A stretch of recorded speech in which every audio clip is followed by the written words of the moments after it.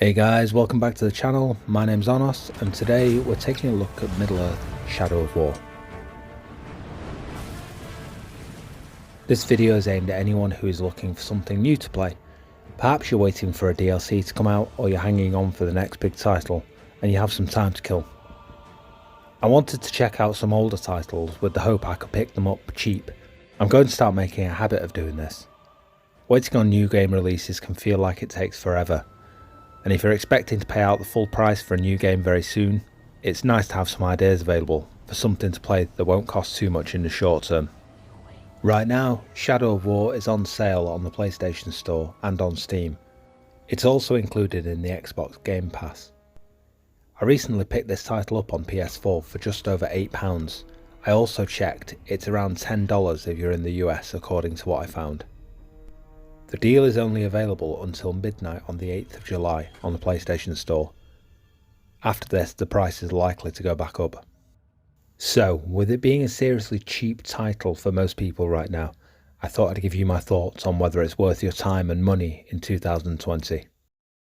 Middle-earth: Shadow of War follows on from the story of the first game, Shadow of Mordor. The lore in the game is not exactly taken from Lord of the Rings. If you're a die-hard fan of Lord of the Rings, then just take the story as it comes and try not to get yourself too worked up that it doesn't line up with the original literature. If you're willing to accept this fact, you'll find that the gameplay is definitely worth it.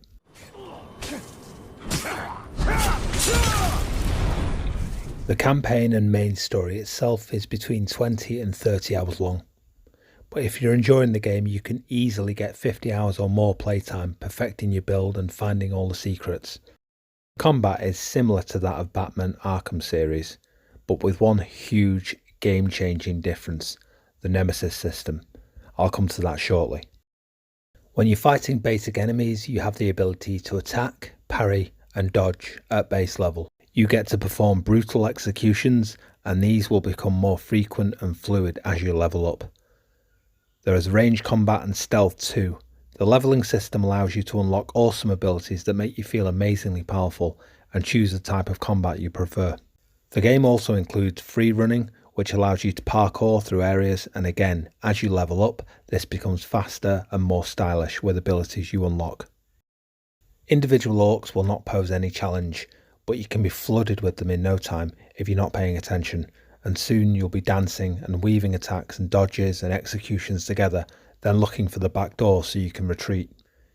If you can single out a basic enemy on his own, you can use an ability to drain his life and then rejoin the fight.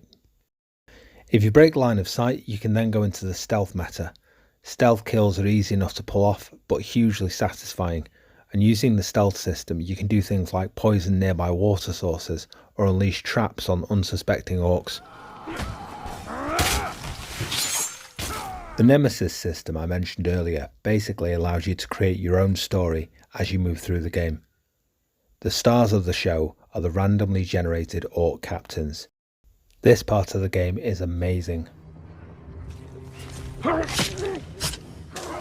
Each captain you encounter has strengths, weaknesses and a personality of his own. You can find out their abilities by tracking down and interrogating weaker orcs, then target the captains. If a basic orc manages to kill you, he automatically becomes a captain.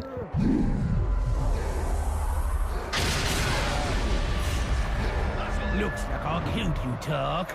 Suppose that makes me a Tark killer. No. Tark Slayer! I quite like the sound of that. Tark Slayer! From now on, I will be known as the Tark Slayer!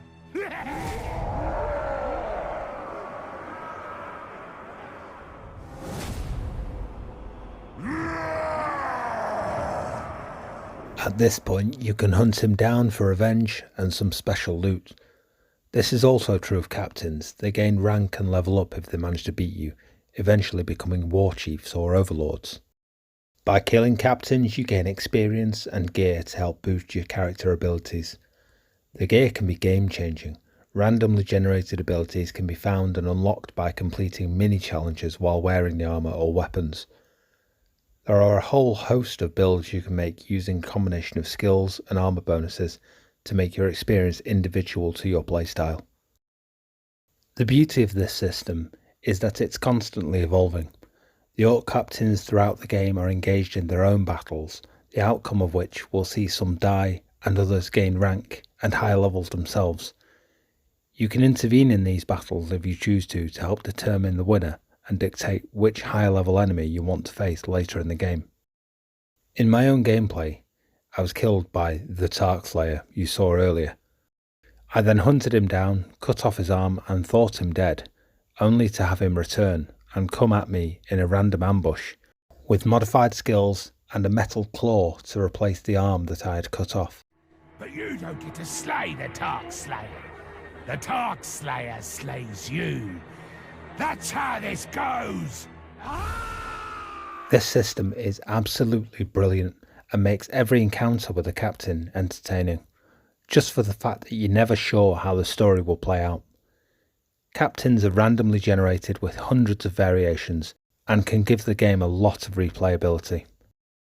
Some of these captain fights are epic battles. Some of their skills can include being immune to stealth or execution moves, but they might be weak or afraid of fire, for example. Each captain, if you take the time to learn his weaknesses, can be approached in a strategic manner, setting them up for the perfect fall. Go ahead. Kill me. I'll still beat you before. Nothing will ever change that.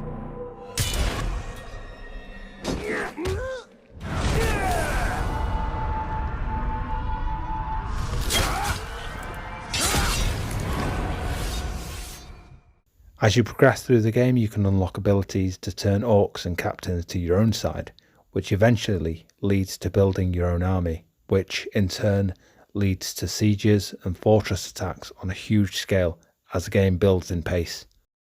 The campaign will take you through this process, but there is a huge world to explore and side quests to undertake. You can gain abilities to subdue other types of enemies too, which include beasts you can mount and even drakes. Eventually, you will have the ability to summon them to help you in your war. This is especially fun, turning enemy beasts against the enemy and wreaking havoc. The game is awesome, but it isn't perfect. I encountered the occasional graphical error, and the parkour running can be a little finicky every now and then, grabbing onto ledges that I didn't want to, for example, and the story isn't true to the Lord of the Rings lore. But these things are all very, very minor, assuming you're not too worried about the lore, that is. Overall, I would give this game a solid 9 out of 10, even in 2020. I don't personally feel as if the game has aged badly at all. If anything, it's better now because, after some complaints when the game released, the team eventually listened to the feedback and removed all the microtransactions from the game. It's very playable. You can build your character to your liking, and the Nemesis system is brilliant. As things stand with the special offer in play, it's an absolute steal. I'd have happily paid over double what I did and still thought it a bargain. Let me know your thoughts in the comments. Leave me a like if you don't mind, sub if you're new, and I'll wrap it up here. Thank you for watching. See you for the next one. Take care. Stay safe.